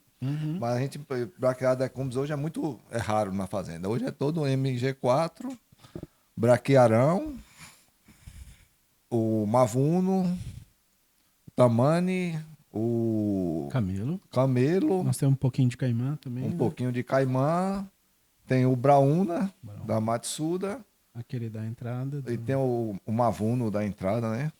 E hoje eu tô começando a plantar o Tamani. Paiaguás também ali na E o entrada, Paiaguás também. Então tem uma variedade de capim e tem o 18 capim. Piatã também. Tem o Piatã. E tem o Mestizo, né? Ele tá E plantando lá. tem agora. o Mestiço, mas o Mestiço está combinação de- começando agora que eu plantei ele consorciado com o milho. E o Aruana? O Aruana saiu. O Aruana tá misturado com a mandioca. Ele sobrevive aí. Sobrevive com a mandioca. E Impressionante. tem um pouco lá do feno, que começou aquele do feno. O feno começou com Transvala, o hein? Transvala, mas o Transvala chegou. O Transvala a cigarrinha destruiu. É. Eu vou ver se eu consigo botar o Tamani no lugar do. Cigarrinha Transvala. e outra coisa É. danada. Nada, que Esse tá tal da entrando em todas as cigarrinha. culturas, né? Justamente. Falando... Falando em Marcelo, É porque Marcelo também... Nas flores eu uso muito pouco defensivo, tá entendendo? É. O único defensivo hoje que usa nas flores é o defensivo do plantio direto. Na pastagem não tem defensivo nenhum, é adubação, manejo de solo, o manejo de pastagem, entrada e saída dos animais no pasto, tá entendendo? E pouco mato, pouco infestação, tá entendendo? O braquiarão não é um capim que eu acho que não deixa infestar nunca nada. É um capim que sempre tá o pasto limpo. se com manejar bem, ele. né? Se manejar sempre Entrada o pasto e saída fica de limpo, gado. a saída fica muito bom, Fica bom. tá entendendo? Não deixar ele Então, a engrossar gente muito, entalonar, né? Então a gente não usa defensivo na pastagem, você pode ficar tranquilo que o gado não tá comendo nada que não seja natural, né? É só sal mineral. Capim. Silagem. Silagem, feno, pras A vacas, silagem na é para terminação e para um período mais... Ma- vem verão, que falta comida, né? E o feno usa muito nas vacas no verão, No né? verão. Quando vai o feno, capricha, as vacas capricham no feno. Então, turma, se liga nesse recado. Pegou, como diz o Pablo Marcos, pegou o drive, entendeu? Pegou o drive aqui, porque qual é a informação que tem aqui? Seca, tá? É o último E evento seca. que nós fizemos lá, Marcelo, inclusive na minha fala, eu estava falando um pouco sobre o ultradenso e Marcelo enfatizou o quê? A fazenda cabe a quantidade de animais que suporta no período de estiagem, Sim. de seca. O resto é fácil, né? E aí, como é que você aumenta nessa janela? Então, aqui tá a resposta. Ele acabou de dar a resposta pra gente aqui, ó. Silagem, certo? É uma forma de armazenar essa comida e feno. Então, o feno para as vacas e a O feno silagem, pra vaca, silagem. o feno para as vacas é uma manutenção, Sim. é isso? É. E o semi-confinamento para acelerar a saída desses animais E de terminação. E diminui o espaço também, né? Você libera espaço para o outro gado na fazenda. Acelera. O animal Acelera. quer sair com 3 anos, com 2 anos ali, tá caindo fora. Em 20 hectares eu faço 600, 800 toneladas de silagem. Em 20 Nós estamos hectares. falando de usar só para isso, somente menos de 10% da fazenda. Fazenda. Então, quer dizer, você não empata. E sendo que a área de milho, ela volta para gado, né? 5%. Nós estamos falando de 5%. 20 hectares, a gente está falando de 5%. O que a área de feno mesmo que é fixa vai 10 hectares. 10 hectares. E o Mas resto faz 40 mil fardos de feno por ano. No seu, o clima... Se é ajudar, porque né? Depende o feno, o clima interfere muito, né? Tem que ser numa época de sol, não pode chover quando você colhe o feno. Essa é uma coisa importante. Tem várias coisas que eu fui lembrando aqui, né? Mas essa é uma coisa importante. A história dos biológicos, para frente, é porque a cada ano, a cada passagem, a gente conversa um pouco. Podia fazer isso. Por exemplo, o feno, ele começa a ficar bom quando começa a chover. Mas a gente a ideia, já conversei isso com o Gilberto, mas a gente ainda não trabalhou nisso, mas é trabalhar com biológicos para que eu possa diminuir o estresse por causa da seca, do estresse abiótico, para que esse feno saia um pouquinho antes do período chuvoso. Então, porque a gente pode, trabalhando com biológico, né, a gente tem fungos de solo, né, que a gente tem tem vários, né? Principalmente um que é muito famoso, o Aribatai, ele ajuda a planta a tolerar mais o período seco, para estresse abiótico.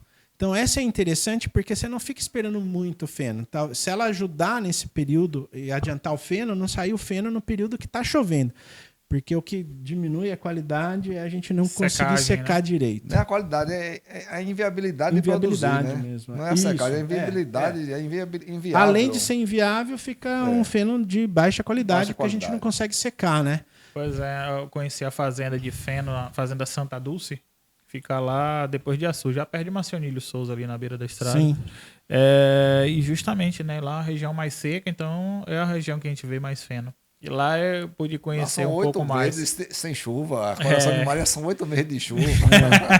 Muda um pouco. Muda um pouco. Pois é, o 8 para 4 e 4 para 8 muda muito. Justamente. Então é uma coisa importante aí, né? O Feno Santa Dulce aí, que parceirão nosso. Além de que falar mais um pouco dos parceiros nossos aqui, da Datamars, que está muito presente, né? Queria agradecer, Gilberto, aí por abrir as portas. Vou colocar os brincos eletrônicos lá. Estou esperando chegar para a gente implantar primeiro no gado de raça e depois no gado comum. Então, mais uma. Já tinha aí a parte de cerca elétrica, né? Que a gente tem lá há bastante tempo. A balança eletrônica. Balança eletrônica. Outra maravilha para o pecuarista. E para informação também mais fidedigna, né? Eu peso o gado de raça de 3 em 3 meses, então eu acompanho todos esses 3 meses, eu sei quanto ele cresceu por dia nesses 3 meses, né? Automático, não vou fazer conta. A balança me dá o resultado na hora de quanto ele cresceu nesses 3 meses por dia, ganho médio diário. Né? Entendi. Então vejo o que está acontecendo e dou uma informação muito mais fidedigna à PMGZ e à NCP, né? Dos 2 programas que eu faço parte do gado de raça. De melhoramento. De melhoramento genético do gado de raça. Show de bola, né? E outro parceirão nosso aqui que é a Fertimax e tem um produto que é a ureia protegida dele, né? A ureia protegida que evapora menos na aplicação, né? Não degrada tão rápido como é se você aplicar no milho, tá entendendo? Ele diminui a volatilização, né? O período de volatilização, porque a ureia ela tem um problema de transformar, né, o nitrogênio em um gás, de forma bem simples, né? Então, volatiliza, eu perco isso por causa de temperatura. É como se fosse uma evaporação do nitrogênio de lá de dentro, né? Então, a ureia protegida permite que eu tenha, quando eu aplico em cobertura, por exemplo, as áreas de plantio direto a gente tem, o Gilberto já tem uma máquina que incorpora o nitrogênio, mas tem hora que não dá, então faz nitrogênio de cobertura. E aí a ureia, mesmo a ureia que ficar por cima e coisa e tal, não tem tanto problema. Porque ela demora um tempo para volatilizar, porque as pessoas acham que é no mesmo dia, mas não é, né? Então e a ureia protegida permite um tempo a mais disso, né? E a ureia protegida na Fertimax, nosso parceirão aí, Marilton, que estava em viagem aí, internacional, garantindo preço e qualidade para os produtores. E professor, volta aí, explica para nós aí esse projeto, essa história aí que Marcelo jogou você. Então, Marcelo, estava contando a história da Marcelo, né? É Marcelo que me procurou sugerindo o trabalho com a Papalotla. A princípio era na universidade, mas a universidade nós entramos em recesso total com a história da pandemia. E o Marcelo, eu falei, Marcelo, eu não estou conseguindo colocar para rodar na universidade. Ele falou assim, tem um produtor aqui, tem o Gilberto da Fazenda Flores que Topa qualquer que topa loucura. qualquer coisa. Então, marcamos um dia, nós fomos lá, eu e Marcelo. E aí Marcelo me apresentou para o Gilberto. O Gilberto falou, você precisa de quanto de área e coisa e tal, né? O jeito dele sempre, assim, bem pragmático, né? Gilberto é pragmático. Só um parênteses. Quando eu falei assim, de plantio direto, podia fazer uma adaptação e coisa e tal, passam uns dias, né? Gilberto não falou mais nada, de repente ele falou assim, comprei o kit de plantio direto, né? Foi estudar, foi ler, foi, né? Mesmo que seja uma leitura meio superficial, mas foi entender. Mas voltando lá, então, o Marcelo que proporcionou isso através dessa relação de vocês, né? Da Granja Berimbau com o Gilberto, proporcionou a ida para lá e Mas que você foi... não apostou de mim direto, não. Não, eu falei assim, será que vai dar certo mesmo? Esse homem bravo desse jeito? É porque ele tava com pressa e coisa, tá certo, tá certo. Quando eu vi, Marcelo falou assim, já chegou a amostra de solo, a área já tá preparada, né? E aí... Se é para fazer, faz, não é? Ficar parado. Lógico. E aí foi. O projeto foi um sucesso por causa de tudo isso aí. A combinação de acerto de pessoas, né? De pessoas querendo acertar, de querendo fazer, de querendo aprender, né? Então, foi uma experiência muito boa, né? É porque o professor trabalha com a equipe, né? E a equipe tem que atender a ele. Então, todo mundo tem que trabalhar. E esse projeto demorou muito e é muito trabalhoso. Muito trabalhoso. O finzinho do projeto foi a pesquisa do carbono, né? São mais de 200 amostras de terra nesse projeto de carbono. De 0 a 40 centímetros, 0 a 40 centímetros. Então, abrindo trincheira. Abrindo trincheira, pesquisando. A gente almoçava e voltava para o trabalho, sol quente, chovendo, não tinha dia. Era de 15 em 15 dias. Esse trabalho virou rotina, Marcos, na fazenda, dia de sexta-feira. Sim. E no final, e esse camelo? O camelo é um capim fora de série, né? A gente precisa de dados. Eu acho que é para o camelo, mas assim, comparativos que tem como o caso da Fazenda Flores, né? Assim, a gente sabe que hoje a tecnologia faz a diferença, mas a diferença também não é brutal, a depender do que você faz, né? Então... foi trabalhado muito bem as duas áreas, comparando, né? Então o Marandu sempre foi ali. Na cola.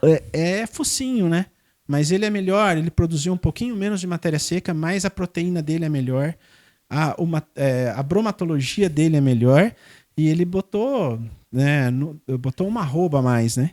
Foi 2,3 arroba por hectare? Não, foi no final, por hectare. Por boi. Botou uma arroba por boi. Uma arroba por Deu boi. 2,3 arroba por hectare.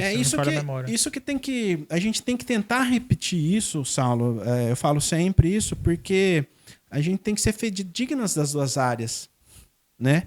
E a formação dos capins, foi muito bem feita, né?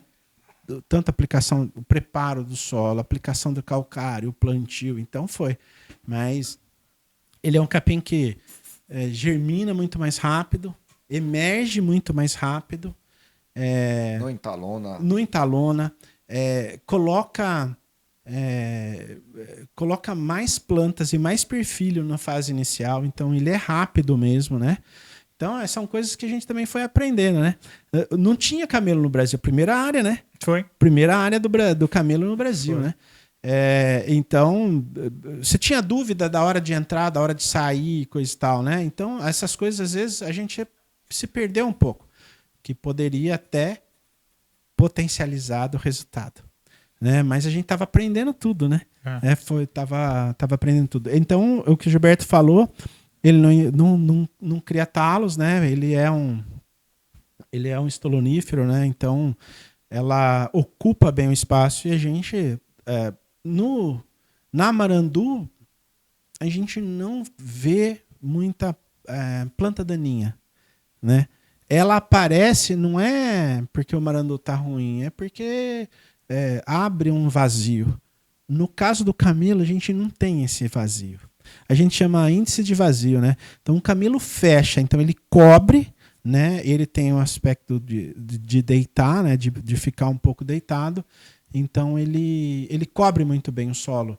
Então a gente. E aí, ajustando a questão de adubação e correção, daí ele fica muito bem, né? Uma Os coisa, animais uma comem coisa muito. que notou foi o menor consumo de sal mineral também. na Foi área de isso. consumo. Isso. Ao longo do projeto, O consumo de sal houve mineral o foi consumo menor de sal mineral, né? Mas a gente não usou linha branca. Foi com Foi com suplementado foi mesmo. suplementado com 0,1. Foi.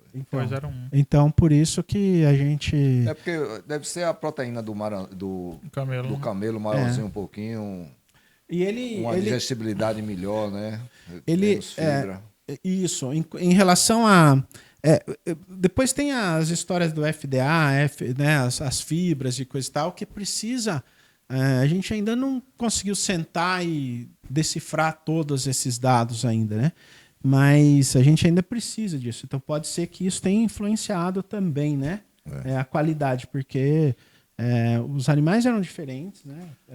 Mas é um capim que hoje tem em Marcionilho, é um capim que está se dando muito bem na seca, no sol quente de Marcionilho Souza, né? E fazendo muita silagem lá. Fazendo silagem. Fazendo Mas eu silagem, pensei, da última silagem vez que eu lá. tive lá, tava seco, eu pensei de ter morrido todo, viu? Não, Mas morreu ele não. voltou. Ele voltou, Tá fazendo né? silagem essa semana, tá fazendo silagem de... Então, lá. essa questão, ó, o camelo, numa curva que a gente fez dentro desse projeto tinha mini projetos, né? Subprojetos, né? E a gente pesquisa fala subprojetos. Então, por exemplo, a gente fez um acompanhamento, né? A gente ia a cada 15 dias na fazenda. Então, a cada 15 dias a gente coletava o capim que estava com 15 dias de descanso, o capim que estava com 30 dias de descanso, o capim que estava com 45 dias de descanso quando entrava o gado, né? Quando entrava um gado e quando saía.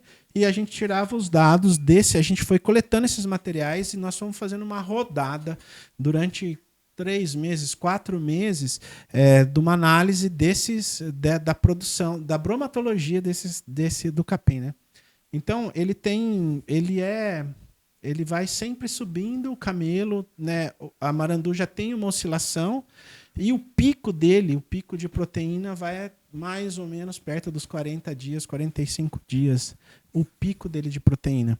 E você vê que o capim ainda tá bom, né?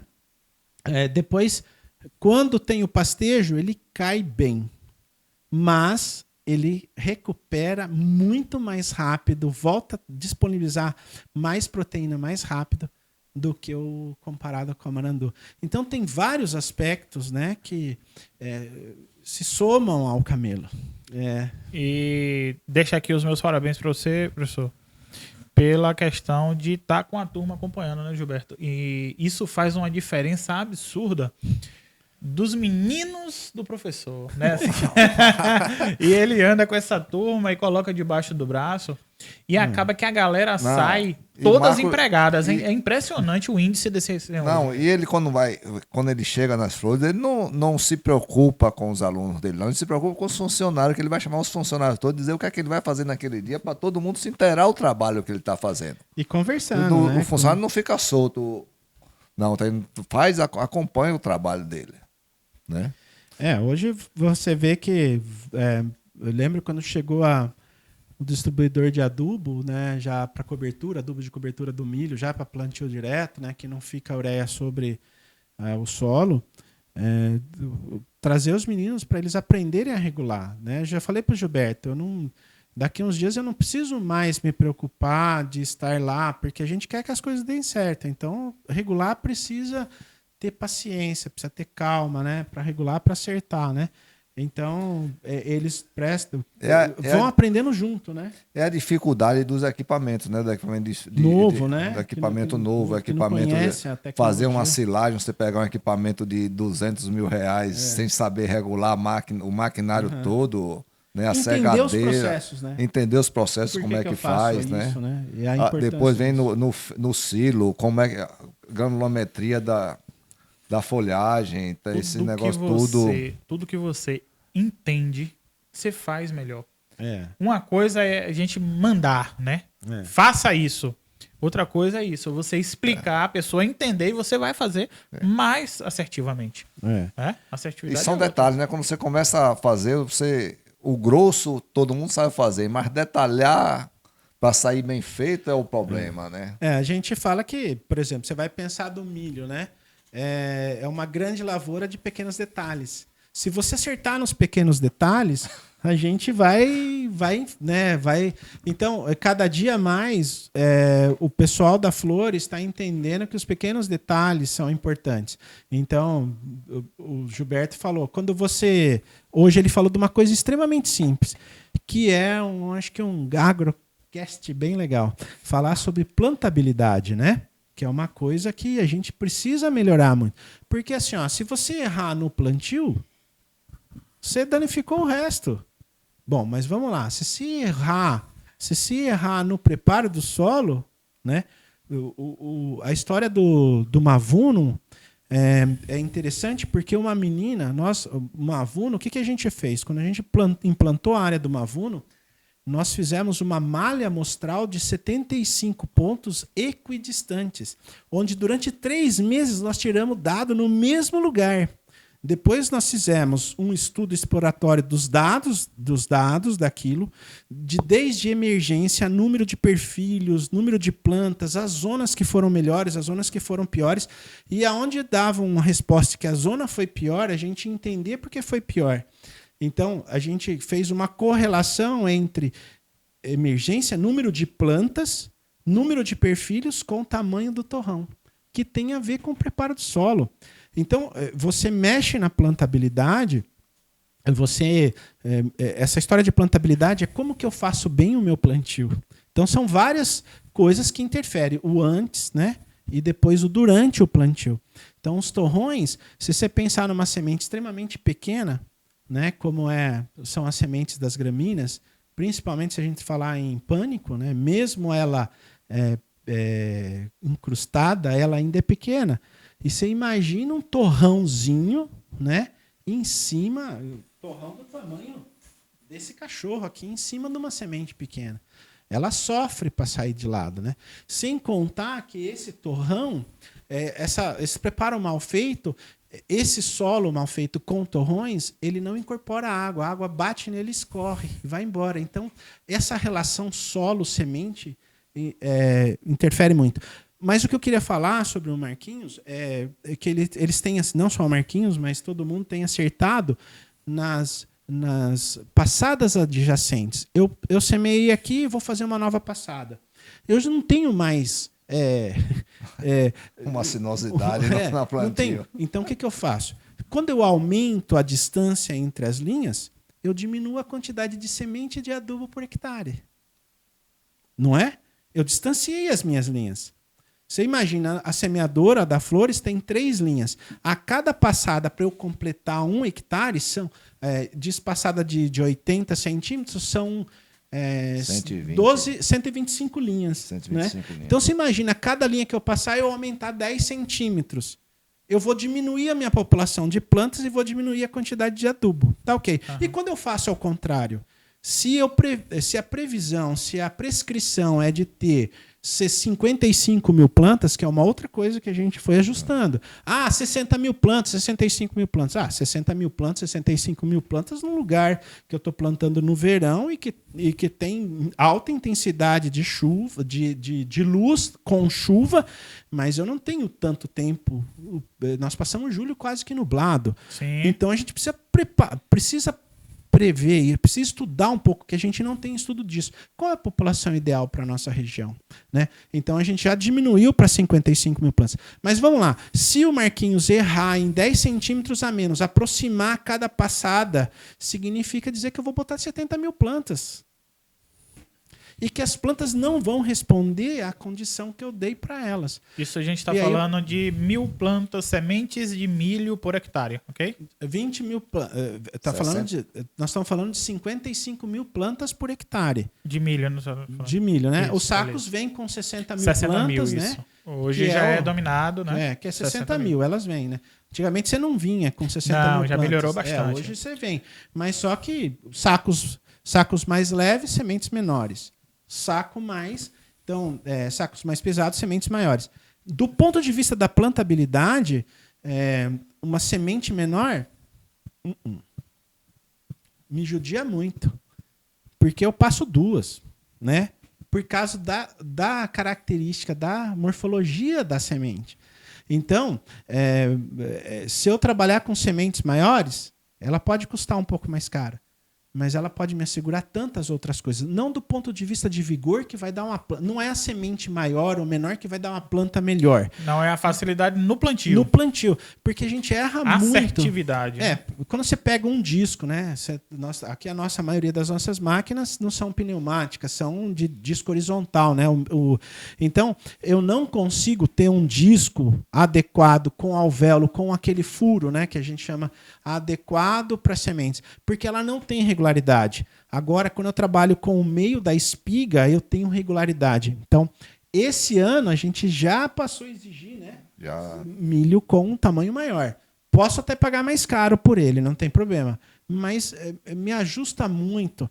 Você chega, teve, não foi no Gilberto esse ano, mas foi em outra propriedade do Dr. Brito ali na Terra Nova.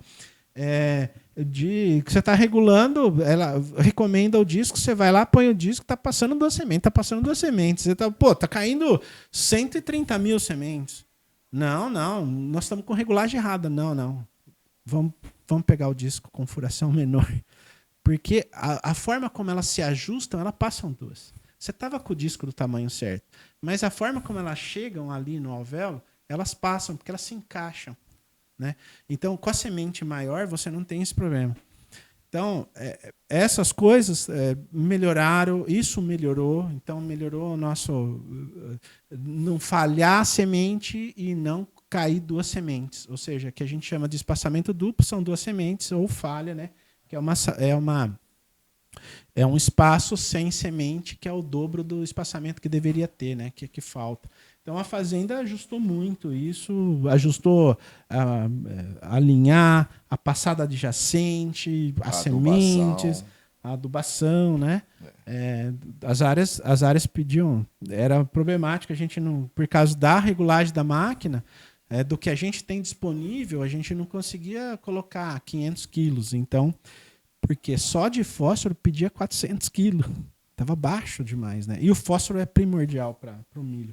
Agora não, as áreas já estão diminuindo um pouco do fósforo já, porque já foi ajustando, né? Show de bola. Hein, Gilberto? O professor dá uma aula pra gente aí, né? Mas é isso aí. E, poxa, muito bacana. Ele apareceu para educar a gente. Foi? Foi. A educação é primordial no trabalho diário, né? Você vai se educando a fazer as coisas mais bem feitas. Você não se permite fazer coisa... A gente quer fazer, né, Gilberto? No final a gente quer fazer. O detalhe a gente se passa. E é no detalhe... no detalhe que as coisas apertam, né? Você, se esqueceu, não fez, amanhã, depois, não. Tem que fazer tudo no dia certo. E ele reclama comigo. Quando faz errado, ele reclama. Não fica, que a gente quer ver o melhor, né? E para mim, com poucos exemplos que a gente tem, Fazenda Flores vai passar a ser um disseminador de conhecimento, né? De tecnologia. Eu acho que o importante o Gilberto é o gestor, mas a família entende que isso é importante, né? A família tem deixa eu trabalhar, né? Para eu fazer uma coisa, eu não preciso autorização da família, que não é minha fazenda, né? Fazenda eu só trabalho. Eu vou contar Mas a fazenda eu não preciso de autorização de 4 pessoas para eu fazer uma coisa. Eu faço e digo, já fiz. Né? Já fiz. Não vou pensar... Quando eu não quero fazer, é aí que eu falo. Um abraço aí para essa família maravilhosa, Nilson, todo mundo. Muito obrigado por Gilberto ter nos acolhido, e eles também, né? Uma relação assim bem próxima, né? Então, essa é muito importante. Mas eu quero contar uma historinha para vocês, que é o seguinte... Quem tem conhecimento, ele tem que passar para frente. ele não pode se prender. E, né, eu vejo na nossa região, a gente tem empresas de tabaco, né? E aí eles ficam fechados entre eles. Eu sempre falei para eles assim, ó, faça um fundo, recurso, faça um fundo e banque pesquisa, banque o professor vir para cá, né, para que a gente não fique dependendo dos editais da FAPESB, de todos os editais, CNPq e coisa e tal, que é uma corrida para conseguir o dinheiro muito difícil, porque é todo mundo querendo, né? Então, às vezes, você pode fazer, como é o fundo que particular da Papalota em financiar o projeto, né? O projeto lá da Papalota. E hoje a gente tem na universidade também 19 materiais, né, da Papalota financiado por eles. Então, é um fundo deles. Então, não, eles não querem, porque eles não querem dividir o conhecimento. Né? E hoje nós estamos passando por problemas de uma doença que todo mundo está sofrendo com ela e poderia ter conhecimento em comum para resolver isso. Mas a história que eu quero contar é o seguinte, ó, nos Estados Unidos tinha um melhorista de milho, que ele, com o passar do tempo, ele foi percebendo que o melhoramento genético dele era muito interferido pelas roças ruins dos vizinhos de milho. Então, o que ele passou a fazer? Passou a dar semente e a tecnificar as pessoas para que não interferisse no melhoramento genético. Então, questionaram ele, por que você faz isso? Você está dando conhecimento para os outros, eles coisa e tal. Não, quando eu melhoro as lavouras deles, eu não tenho interferência nas minhas lavouras, então eu consigo tirar um milho de qualidade maior do ponto de vista que ele era melhorista mesmo, ele vendia. Né? Nos Estados Unidos tem muito disso, assim, ó, pequenas empresas, às vezes familiares, fazem melhoramento genético e vendem, não é que nem aqui a gente tem, por região, por adaptação da variedade. Então, a moral de tudo isso é dizer assim, ó, quando eu melhoro os meus vizinhos, eu vou melhorar todo mundo, né? Eu vou melhorar. Então, o fato deles abrirem a fazenda, fazer dias de campo como vocês fizeram, a gente fez recentemente, eu participei também, e abertura para conhecimento. Toda vez que você vai lá, tem um técnico diferente, tem um do sal, outro ou tem o pessoal do melhoramento genético. Eu tenho uma equipe, né, que trabalha, né? Para mim, que faz as coisas. Né? Tem o Delcique Borges, tem Carlito Libório, tem Marcelo Campos, tem Elmo Campos, né? Tem uma equipe. Tem uma né? equipe grande, porque só eu não faço nada. Outro dia eu fui dar palestra sábado agora em Lamarão sobre mandioca, né? Ah, eu vi. E aí cheguei lá, um rapaz disse, professor Marcão, não sei o que, tive lá no Gilberto, pô, que trabalho que vocês fazem, né? Então, ele também atende essas escolas, né? As escolas de Feira de Santana têm ido lá, né? O pessoal da veterinária. A nossa é sempre aberto, recebe o ônibus da gente, né? E tá sempre aberto. Então, essas coisas. E o que você falou dos meninos também, só para eu não me perder, vai criando uma teia, né? Então, hoje nós temos o Eduardo, né? Tem Eduardo, que hoje... Que é um menino que trabalhou comigo 5 anos. É como um filho para mim. E que hoje está trabalhando junto. Né? Então, a gente vai se cercando de bons profissionais, né? Eduardo chegou e foi trabalhar e de repente, ó, quem é bom? Quem eu vi fazer bem feito? A Camilinha. A Camila. Lá pelo balcão, né? Que hoje está no Vale de Quiriçá. Abriu uma empresa, né? Abriu uma empresa. Bacana. Então. Tem uma no confinamento de São Paulo. Tem a menina no confinamento, tem a própria Tailana que hoje está, né? Mas assim, também essa coisa dessas inter-relações, né? Hoje eu vejo o exemplo do Eduardo, né? Que, poxa, preciso resolver um problema, quem eu vou confiar? Ele. Né? Tá pronto. E aí, quem eu vou confiar? O Gilberto, hoje trabalhando com o Eduardo. Já pensou o menino que foi estagiário, né? Que maravilha. Aproveitar um gancho, você falou uma coisa bem bacana.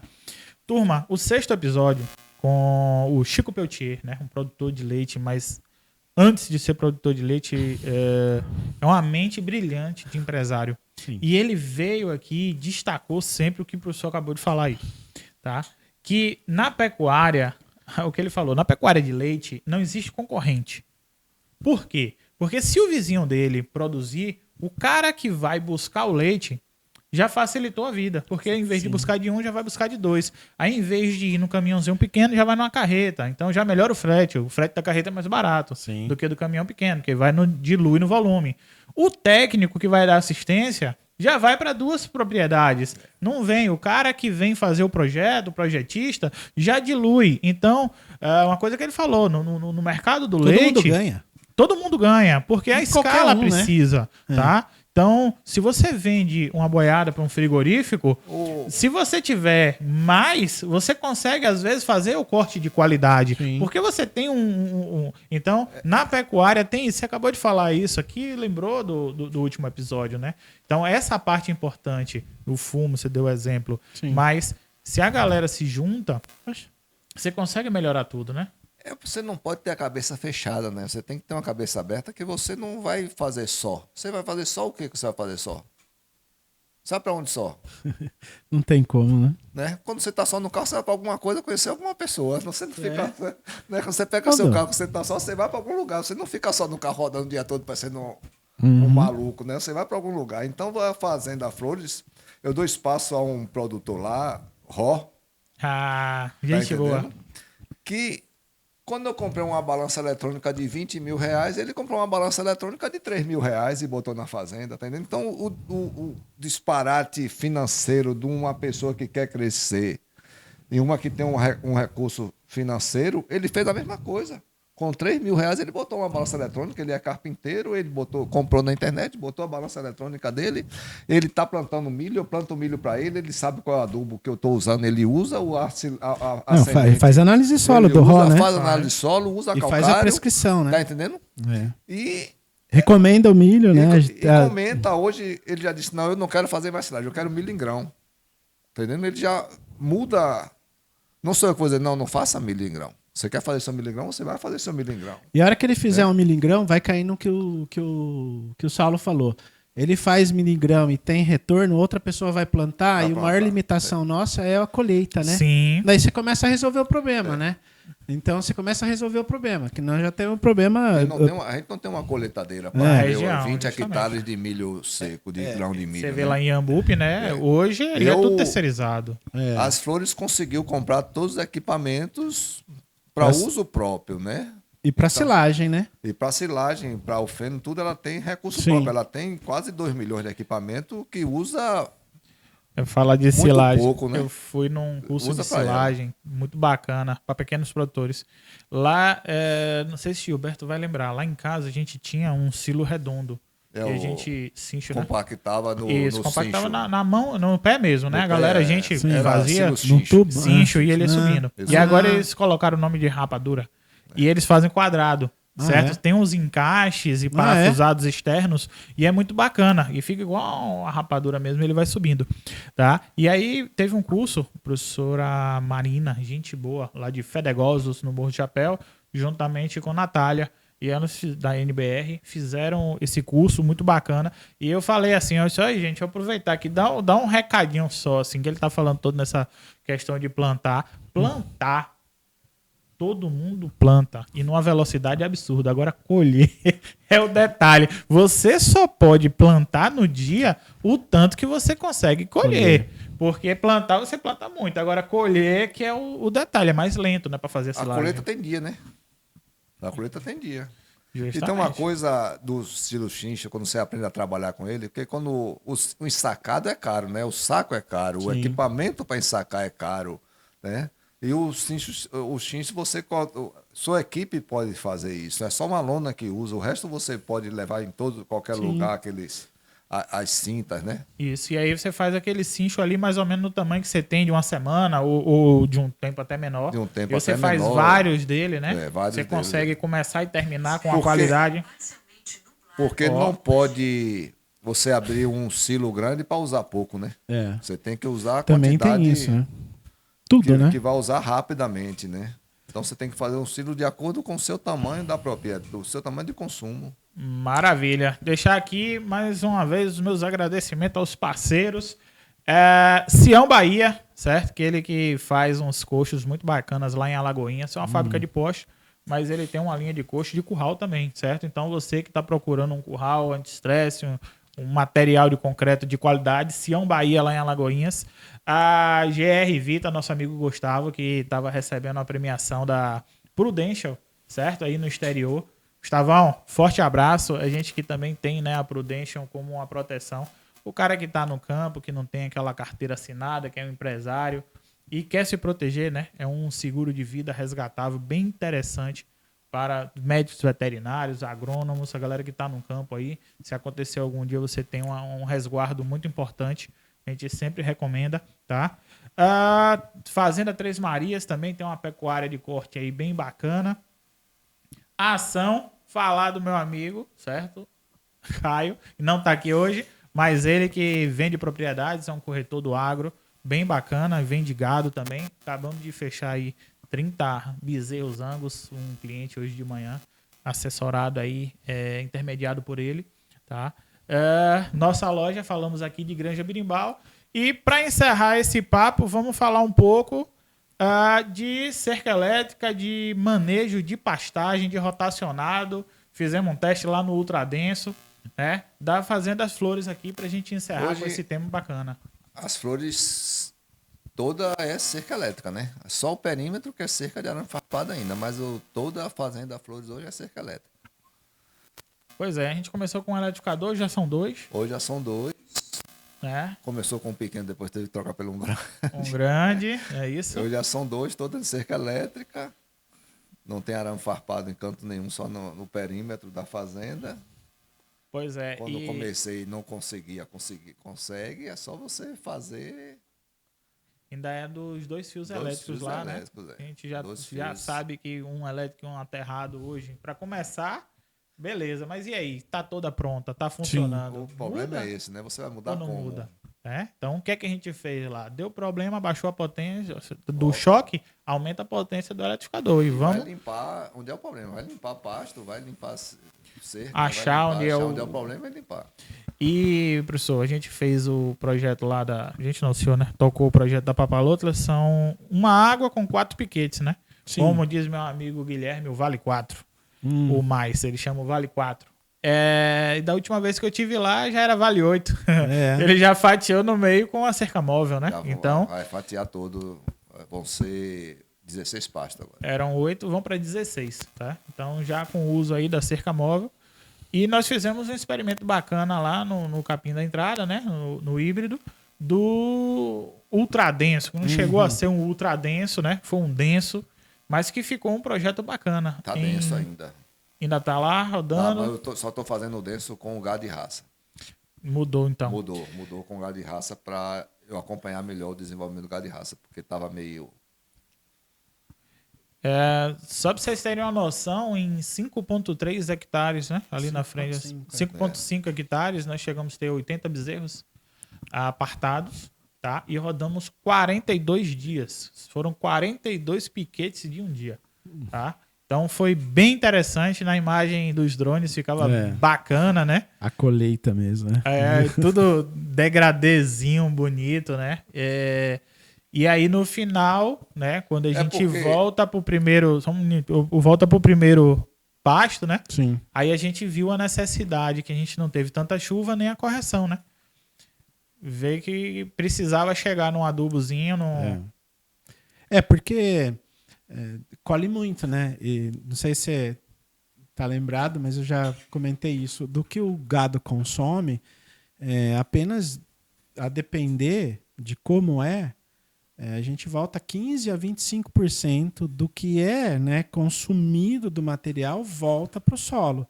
A gente perde por volatilização, a gente perde por lixiviação quando entra o esterco no sistema, né? E você deixa pouco material vegetal, né? Matéria morta e coisa e tal, porque o gado é intenso, né? Tá colhendo muito. Então, quando a gente trabalha com esse tipo de rotacionado, assim, a gente precisa se preocupar mais com a manutenção, muito mais do que aquele com períodos um pouco mais longos, né? Que a gente precisa trabalhar para a planta se recuperar e dar conta de receber essa turma de novo, né? Lá também, o ultradenso, com essas chuvas todas, ele fica meio complicado, né? Porque pisoteia muito, chove muito, pisoteia muito, muita chuva, o dia todo de chuva, pisoteia muito, vai terminar estragando o capim. Eu botei em área maior, né? Entendi. Mas foi por causa da chuva. Tá entendendo? Mas é aquilo lá que você lembrou, não sei se foi Marcelo que você falou, né? Nós precisamos entender a chuva e precisamos entender a seca, né? Como é que nós vamos trabalhar, né? Porque a seca é problema, mas você tem muito mais radiação para o capim crescer. O experimento da papalotra ensinou muito pra gente. Porque, lá, não na Fazenda Flores, mas lá na universidade. Por quê? Período de chuva colhe capim de 20 ou 28 dias. Período do seco colhe capim de 56 dias. De 56 e 56. Só que período de chuva para nós é no inverno. Toda a gramínea para, mesmo que a nossa temperatura não abaixe como abaixa no sul, mas ela vai para 20 graus, ela vai para 22 graus. Então você limita. Você limita o crescimento da planta também por radiação, né? Por radiação solar.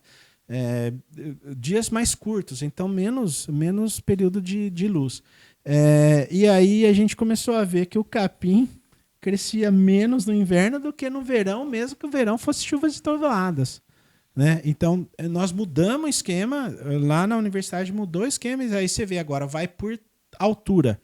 Aí o capim está mostrando que no inverno nosso, o capim demora mais tempo, não era com 28 dias, vai dar com 45 dias. Então, também precisa entender isso, né? Porque na chuva muito pisoteio. Né? Mela. Muito. Daí o capim para de produzir. E não retorna tão rápido o crescimento como é no período com mais luz de verão, né? Luz, mesmo que tenha pouca chuva, mas o capim cresce mais. Pra turma que tá em casa e que não é daqui do Recôncavo da Bahia, né? Aqui a gente tem uma variação um pouco diferente, porque nesses períodos de junho nosso aqui, né, que normalmente é mais frio, tem menos luz, menos sol e é mais água. Então, normalmente nas outras regiões a água é no verão, né? Você tem luz e água. Luz e água. Já a gente não. No verão aqui não tem tanta água quanto no inverno. Nosso inverno é que tem isso aí, né? E o gado não gosta de tempo muito úmido para ele. A comida fica... Prefere na seca, né? A comida fica muito molhada, o pasto molha, a urina fica muito concentrada, né? Ele refuga muito essa pastagem quando tá. Você tem que estar trocando mais rapidamente o gado da pastagem no inverno, mesmo que o capim esteja num ponto ainda de ser alimentado, né? Você me fez lembrar de uma das primeiras vezes que eu fui na granja, eu acho que foi até a primeira. Vocês trouxeram uma Circorse.